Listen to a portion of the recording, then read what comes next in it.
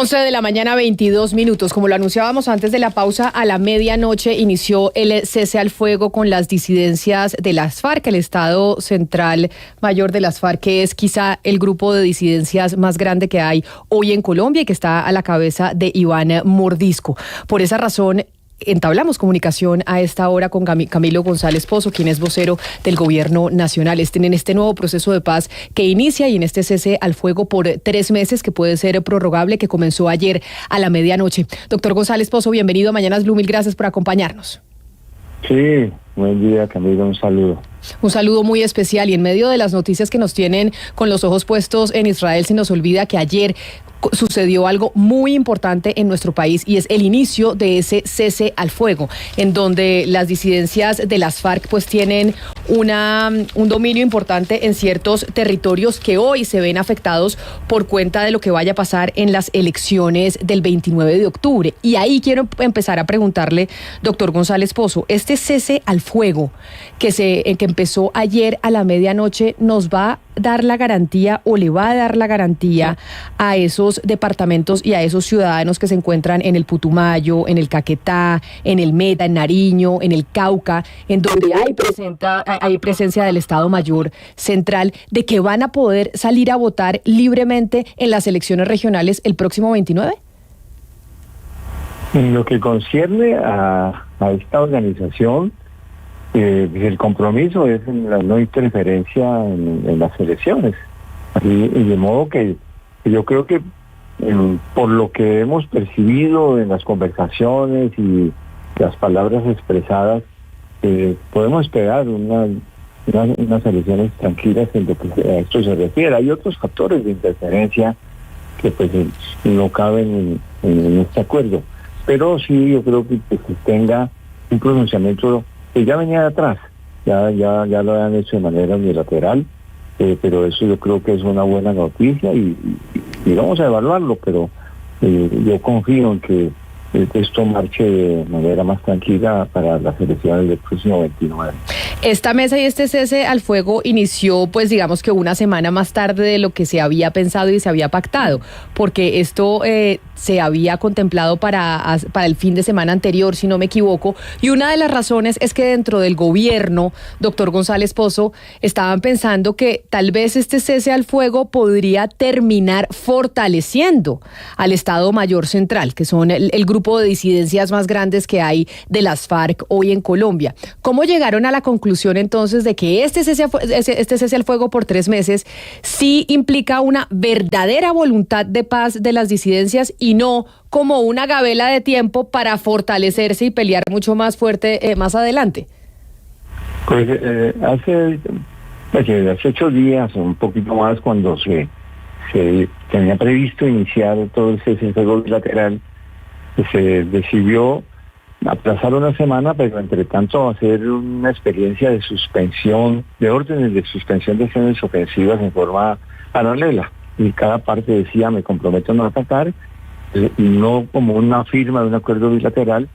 Y todo esto, pues buscando una generación de confianza. Se han presentado algunos hechos en el departamento del Cauca en las semanas anteriores, también en la zona del Plateado, no solamente en Timba y en Jamondí, en el sur del valle, y todos estos acontecimientos pues daban señales de dificultades, incredulidades sobre si estaban definidos ya los acuerdos, generaban las confianzas, los mecanismos de verificación, y lo que se dio fue un plazo adicional para que todo eso se ajustara, como efectivamente se hizo una revisión de lo que ya estaba elaborado, pero para verlo de manera mucho más precisa y al mismo tiempo establecer unos compromisos muy estrictos para las próximas semanas. ¿Sí?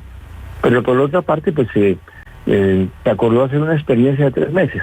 Vamos a hacer una cuota inicial, de modo que vamos conociéndonos, vamos viendo si efectivamente hay voluntades, hay convergencias, y con esa prueba de los hechos, pues tomar ya la decisión de hacer una prórroga para el año entrante.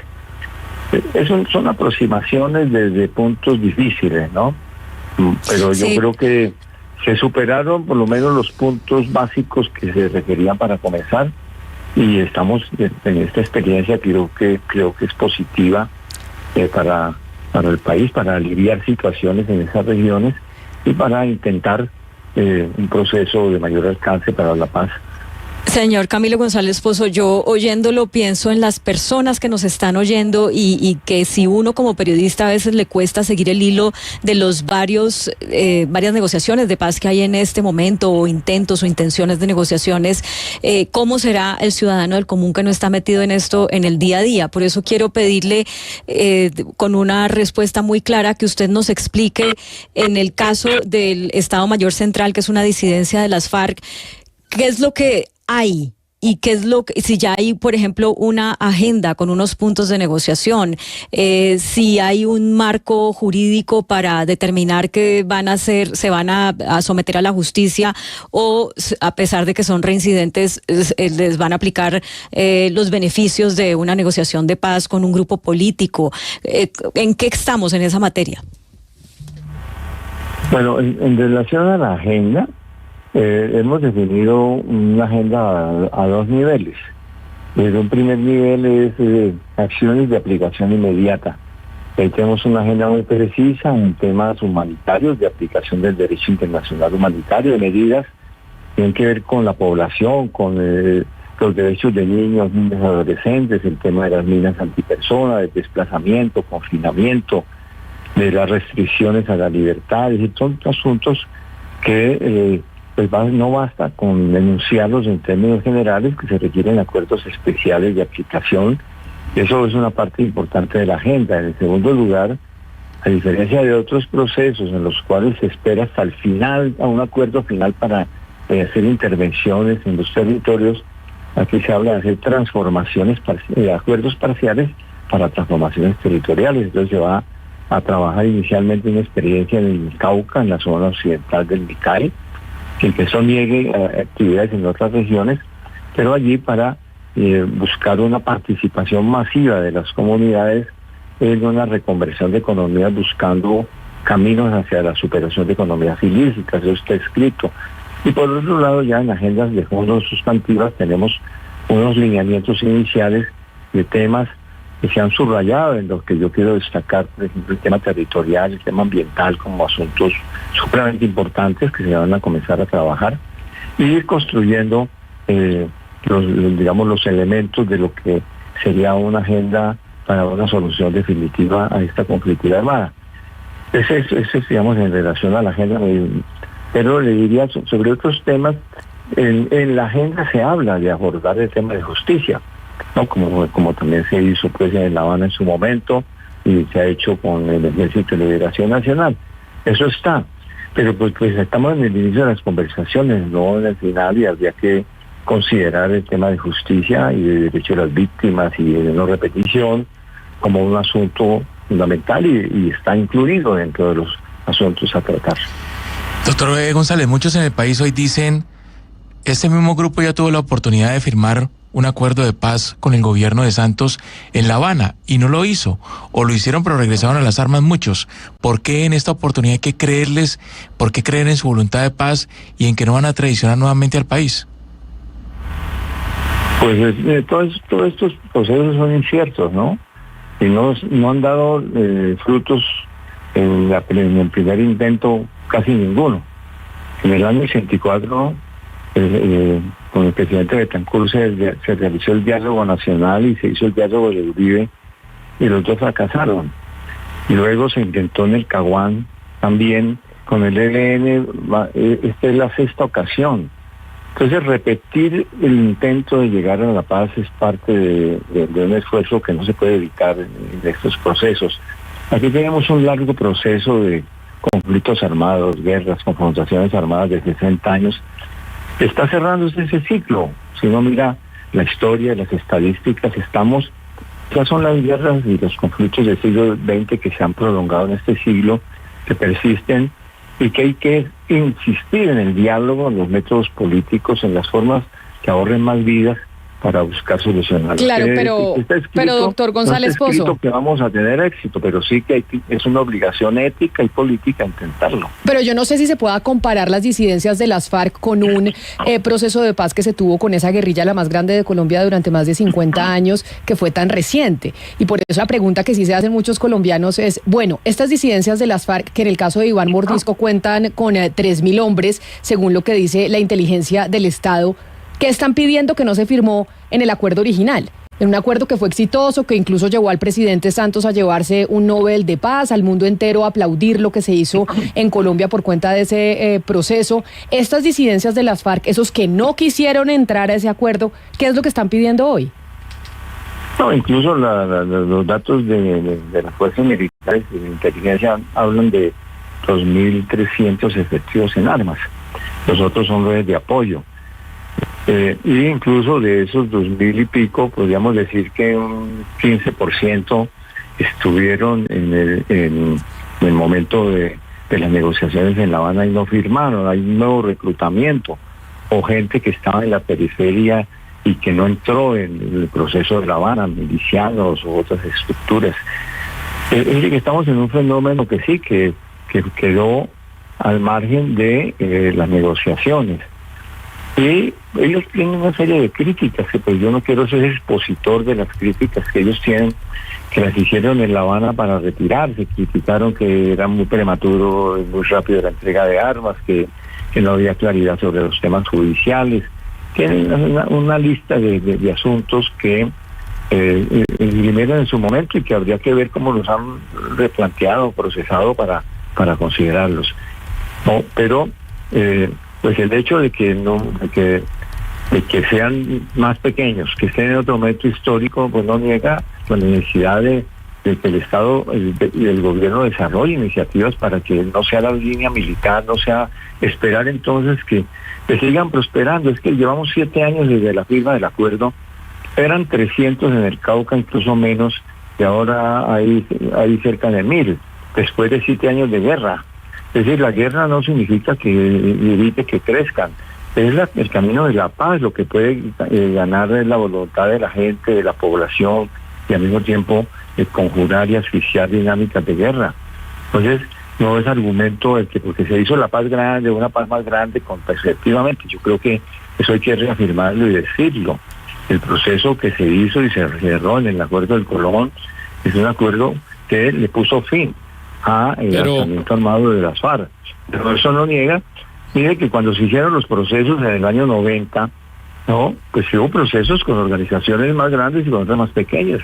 No, incluso pero usted ahorita nos decía, y perdón, doctor Camilo, que puede haber fallos y que lo importante es intentarlo y esperamos que estos 3 meses se cumpla, pero ¿qué pasa si no? Y le quiero preguntar si nos puede detallar de manera muy concreta si este grupo no cumple el cese al fuego estos 3 meses, ¿cuál es el protocolo y los pasos a seguir para que el gobierno pues empiece a combatirlos? ¿Cuáles son esos pasos concretos? No, es que eso se hace por 3 meses. Y eso significa que en el mes de enero, pues, comenzando el año, hay que hacer una evaluación. Para eso existe un mecanismo que va a ser un mecanismo además conformado con entidades internacionales. Ya se están reuniendo, ya hay un grupo de manejo de contingencias integrado por los mismos que van a ya formalizarse como mecanismo de verificación. Pero usted me está diciendo que en 3 meses van a verificar y a concluir qué pasó, pero si en 15 días lo incumplen. En 10 días. No, también hay un protocolo de ruptura en caso de que no cumplan.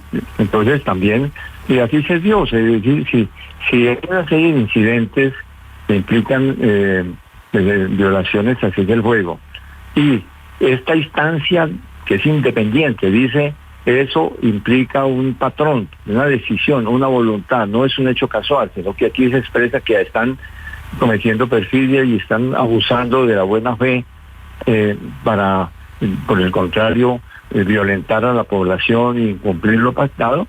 El gobierno tiene la independencia suficiente y la autoridad para establecer la ruptura inmediata. Así lo hizo. La diferencia con lo que pasó en mayo con el cese al fuego anterior es que ahora va a haber un mecanismo no solamente a nivel nacional, sino también a nivel regional. No, mecanismo que es muy ágil.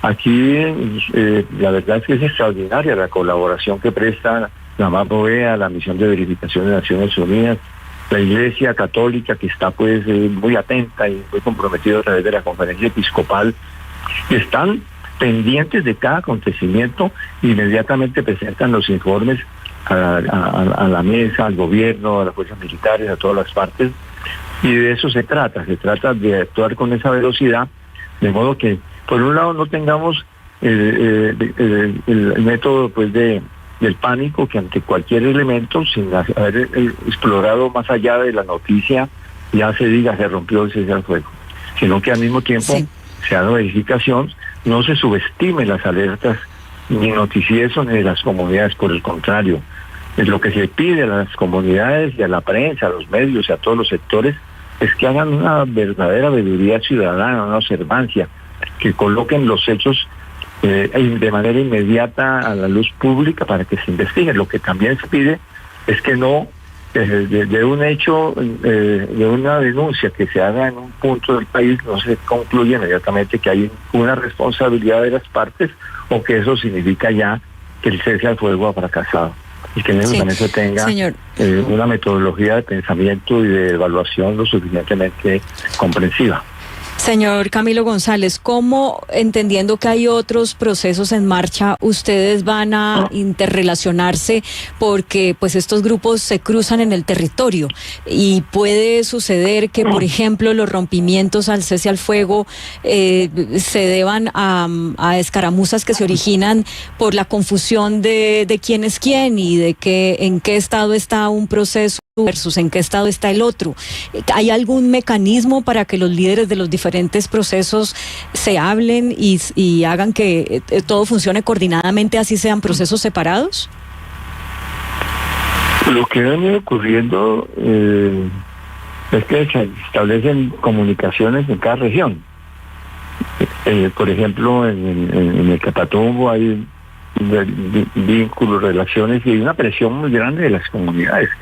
Y eso ha llevado a que se tengan pactos de no agresión, una serie de convenios, y eso se ha reflejado porque efectivamente tenemos en los últimos meses una situación de disminución notable de enfrentamientos entre grupos, porque es que si vemos el último año en Colombia, el registro es mayor de enfrentamientos entre grupos irregulares e ilegales que entre esos grupos con el Estado, con el gobierno. También en el Magdalena Medio se han vivido esas experiencias. En cambio, no ocurre lo mismo pues en otras regiones. Aunque en el Cauca también ha disminuido muchísimo lo que es el enfrentamiento entre grupos, pero hay situaciones muy críticas de Putumayo, en algunas regiones del Caquetá, incluso pues en Nariño. Y pues la metodología es esa, es buscar diálogos directos, fortalecer a las comunidades que están presionando. Las comunidades se los encuentran a todos, ¿no? Hay organizaciones, ha sucedido, por ejemplo, las organizaciones indígenas que con sus guardias y autoridades se van y se les meten a los campamentos y les dicen, bueno, señores, aquí ustedes tienen que comprometerse a que no afectan a nuestras comunidades y no se enfrentan entre ustedes afectándonos a todos. Entonces hay una dinámica y eso hay que hacer el seguimiento. La Defensoría del Pueblo cumple su papel también en esta materia. Entonces hay que acompañar eso, eso le llaman, en los territorios más críticos le llaman pactos humanitarios directos. Es decir, la gente presiona pero al mismo tiempo pues hay que construir, y hay iniciativas y propuestas para construir escenarios para que, inicialmente por regiones, para llegar a través de esos acuerdos a treguas multilaterales. No se va a dar de un solo hecho pues a nivel nacional, pero hay que recorrer ese camino y depende mucho de la presión ciudadana, de que la gente no tolere ningún tipo de atropello, ni de denuncia, ni de calificación, porque es que algunos han cogido la costumbre de que a los líderes sociales que no se les alinean los califican de que son que son paramilitares o que son del grupo antagonista, y entonces con eso justifican amenazarlos, desplazarlos, con declarar los objetivos militares. Una historia muy triste que se repite en muchas regiones, frente a lo cual lo que cabe es, por supuesto, la acción del Estado para proteger y la fuerza pública para proteger a los ciudadanos, pero también todas esas formas de mediación y de conciliación que las propias comunidades están inventando. Pues, doctor Camilo González Pozo, jefe de la delegación del gobierno en el proceso con las FARC, pues con las disidencias de las FARC, en cabeza de Iván Mordisco, mil gracias por atendernos. Ojalá realmente este cese al fuego por 3 meses, que va hasta el 15 de enero, pues surta los efectos que ustedes desde el Estado están queriendo que tenga, y que ojalá se pueda garantizar, porque además es el deber desde el gobierno, que estas elecciones puedan llevarse a cabo sin que los votantes, es decir, sin que los ciudadanos sean constreñidos por cuenta de estos grupos al margen de la ley. Muchas gracias, doctor González Pozo, por haber estado con nosotros. Bueno, Camila, muchas gracias. Un saludo muy especial. Es que le recuerdo, Claudia, ¿se acuerda que lo habíamos hablado? Que, por ejemplo, en Arauca, la zona de Arauca tiene en riesgo el 62%.